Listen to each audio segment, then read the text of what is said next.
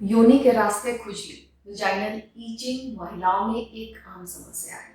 हर महिला को कभी ना कभी इस प्रॉब्लम का सामना करना ही पड़ता है, चाहे वो एक यंग लड़की हो या फिर उम्रदराज मेनोपॉजल महिला है। ये प्रॉब्लम कभी ना कभी उन्हें होता ही है और ये बहुत एम्बैरेसिंग सिचुएशन है, बहुत असहजता महसूस होती है।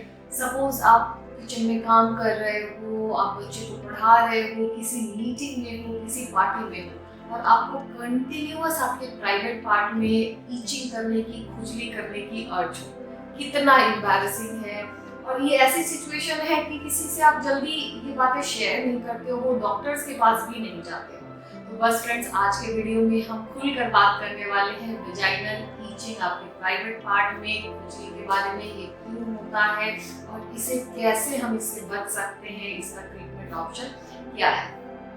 सबसे पहले फ्रेंड्स, जो योनि का रास्ता होता है वो अपनी क्लीनिंग खुद कर लेती है। जो आपका मेंस्ट्रुअल साइकिल होता है, जो पीरियड का पूरा साइकिल होता है, जो उसमें वाइट डिस्चार्ज होता है, वो कंटिन्यूअसली आपके वजाइना की क्लीनिंग करती रहती है।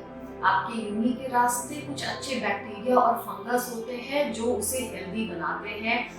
लेकिन अगर किसी कारणवश आपके शरीर में हार्मोनल इम्बैलेंस हो जाता है, पीएच आपके वजाइना का चेंज हो जाता है, तो जो ये अच्छे वाले बैक्टीरिया है वो खत्म हो जाते हैं और सुपर इम्पोज्ड इन्फेक्शन हो जाता है। तो सबसे पहला जो कारण है योनि के रास्ते में खुजली का, वो है वजाइनल इन्फेक्शन, जिसमें सबसे कॉमन है कैंडिडियासिस।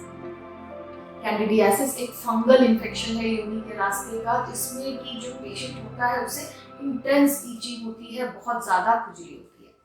वो महिलाएं जो एक्सेसिवली अपने योनि के रास्ते की क्लीनिंग के लिए स्ट्रॉन्ग साबुन, सैवलॉन, डिटॉल, बहुत हार्श डिटर्जेंट्स यूज करती हैं, उनमें जो पीएच होता है वजाइना का वो इम्बैलेंस हो जाता है और सुपर इम्पोज्ड इन्फेक्शन के चांसेस बहुत ज़्यादा हो जाते हैं।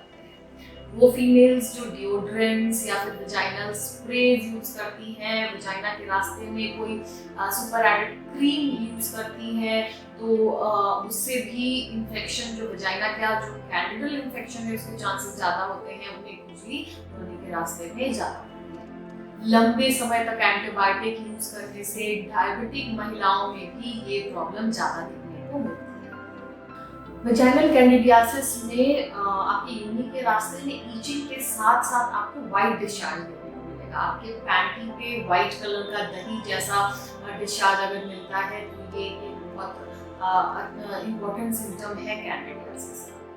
फंगल इन्फेक्शन के साथ साथ आपको और भी कई तरीके के इन्फेक्शन हो सकते हैं आपके वजाइना में, जैसे क्लैमाइडिया का, ट्राइकोमोनास का इन्फेक्शन। सेक्सुअली ट्रांसमिटेड डिजीज में आपको अगर आप सस्पेक्ट करते हो तो वो भी एक कॉमन कॉज है ईचिंग का, जहाँ पे आपको वजाइनल ईचिंग के साथ साथ आपको वाइट डिस्चार्ज सफेद कलर का आपके योनि के रास्ते से पानी का, या फिर पीले रंग का, लाल रंग का, हरे रंग का, डिफरेंट डिफरेंट रंग होते हैं वजाइनल इन्फेक्शंस में। जो डिस्चार्ज का कलर होता है वो चेंज हो जाता है। कौन से इन्फेक्शन में किस रंग का वजाइनल डिस्चार्ज होगा, इसके ऊपर हमने वीडियो एक ऑलरेडी बना के रखा है, जिसका लिंक मैं डिस्क्रिप्शन बॉक्स में डाल रही हूँ। अगर इस बारे में और जानना चाहते हैं तो आप वीडियो जाकर देख सकते हैं। तो पहला तो फ्रेंड्स, जो योनि के रास्ते में खुजली का कारण है वो है वजाइनल इन्फेक्शन। दूसरा, कई बार आपके जो योनि के रास्ते की त्वचा होती है वहां पे भी अगर कोई स्किन कंडीशन आपको हो जाता है, जैसे कि डर्मेटाइटिस, सोरियासिस, जहाँ पे आपको आपके स्किन में रैशेस, जो आपका वल्गल स्किन होता है वहाँ पे रैशेस भी मिलेंगे और इंटेंस आपको खुजली होगी। इसलिए अगर ऐसा कुछ आप सस्पेक्ट कर रहे हो, जैसा लग रहा है कि अगर आपकी त्वचा में कोई इश्यू आ रहा है, तो आपको इसके लिए डर्मेटोलॉजिस्ट को, स्किन स्पेशलिस्ट को कंसल्ट करना है। कई बार आपको किसी केमिकल से एलर्जी होती है और आप आइडेंटिफाई नहीं कर पाते हो, जैसे कि कोई पर्टिकुलर सोप से या कोई पर्टिकुलर आप सेंटेड पैड यूज कर रहे हो या फिर टॉयलेट पेपर सेंटेड यूज करते हो, तो इन सारी चीज़ों से एलर्जी ज़्यादा देखने को मिलती है। कई बार आप जो वैक्सिंग के लिए या फिर जो ब्लीचिंग यूज करते हो आपके प्राइवेट पार्ट में, वो ब्लीच से भी आपको ईचिंग हो सकती है, वो वैक्स से ईचिंग हो सकती है, जो हेयर रिमूवल क्रीम यूज करते हो उससे ईचिंग। हो सकती है एलर्जी हो सकता है जिसकी वजह से आपको ईचिंग। तो अगर आपको लग रहा है कि कोई पर्टिकुलर चीज़ आपने यूज़ किया और उसके बाद आपको ईचिंग ज़्यादा बढ़ रही है, इट मीन्स कि वो एलर्जी है उस पर्टिकुलर चीज़ से, उसको आप अगर अवॉइड करोगे तो फ्यूचर में आपको ईचिंग फिर नहीं होगी। मेनोपॉज के बाद भी वजाइनल ईचिंग बहुत कॉमन है। मेनोपॉज के बाद, रजोनिक वृद्धि के बाद जब महिलाओं में ईस्ट्रोजन प्रोजेस्टेरोन हार्मोन पूरा कम हो जाता है, समाप्त हो जाता है, तो जो योनि का रास्ता होता है वो बिल्कुल ड्राई हो जाती है, सूख जाती है, जिसकी वजह से इस रास्ते में क्रैक हो जाते हैं, इसलिए क्रैक हो जाता है और आपको ईचिंग होती है। तो वजाइनल ईचिंग मेनोपॉज के बाद हार्मोन की कमी से भी देखने को मिलती है।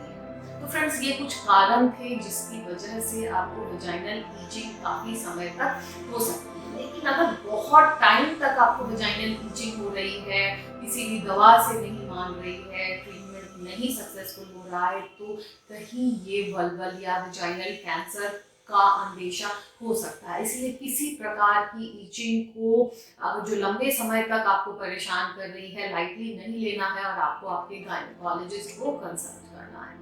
तो फ्रेंड्स, अगर आपको आपकी योनि के रास्ते में, प्राइवेट पार्ट में हल्की फुल्की ईचिंग है, तो इसको आप अपने लाइफस्टाइल में मॉडिफिकेशन लाके कुछ आदतों को सुधार के भी ठीक कर सकते हैं। सबसे पहले कि योनि के रास्ते की सफाई बहुत इंपॉर्टेंट है, लेकिन ओवर इंथुजियास्टिक होकर सफाई ना करें, साबुन यूज ना करें, सैवलॉन, डिटॉल यूज ना करें, मार्केट में मिलने वाले इंटीमेट वॉशेस जो है वो यूज ना करें। नॉर्मल ठंडा पानी से आप सुबह शाम आपके योनि के रास्ते की सफाई करें, वो काफ़ी होती है।